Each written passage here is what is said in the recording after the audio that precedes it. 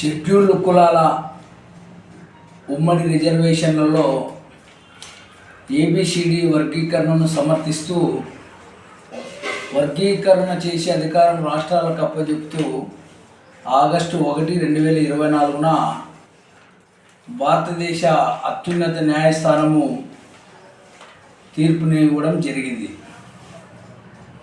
ఈ తీర్పును అనుసరించి మన రాష్ట్ర ముఖ్యమంత్రి వర్యులు గౌరవనీయులు నారా చంద్రబాబు నాయుడు గారు వర్గీకరణ అమలు చేయడానికి ముందడుగు వేయడంతో పాటు రిటైర్డ్ ఐఏఎస్ అధికారి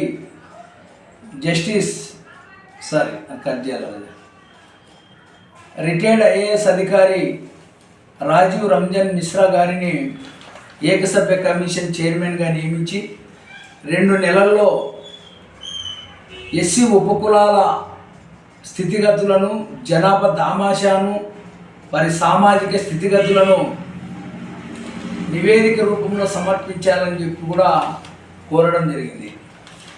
ఈ మేరకు ఏకసభ్య కమిషన్ రాజీవ్ రంజన్ మిశ్రా గారు ఈ నెల 26న గ్రామ వార్డు సచివాలయాల్లో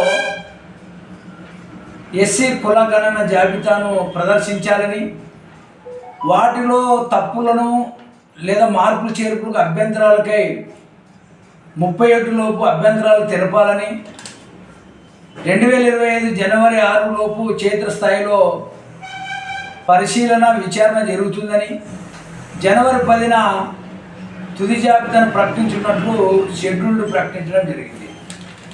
అయితే ఈ గ్రామ వార్డు సచివాలయంలో ప్రదర్శించినటువంటి కులగణన జాబితాలో చాలా తప్పులు చోటు చేసుకోవడం జరిగింది.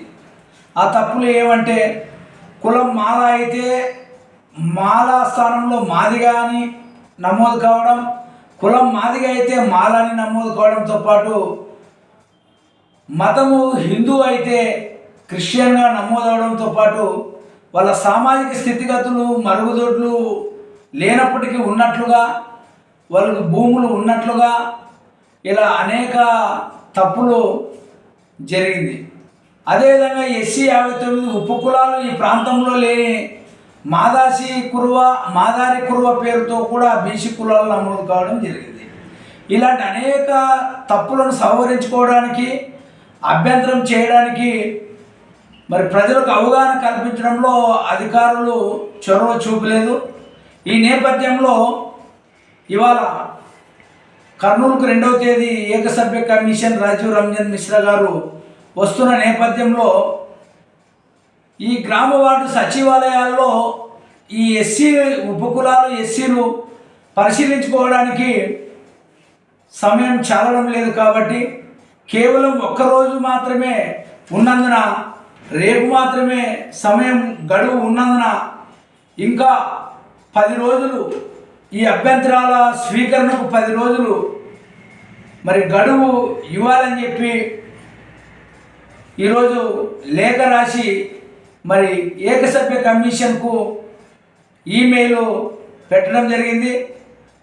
ఇదే అంశాన్ని కూడా రాష్ట్ర ముఖ్యమంత్రి వర్యులు నారా చంద్రబాబు నాయుడు గారి దృష్టికి తీసుకెళ్తామని చెప్పి కూడా ఈ సందర్భంగా తెలియజేస్తున్నాం.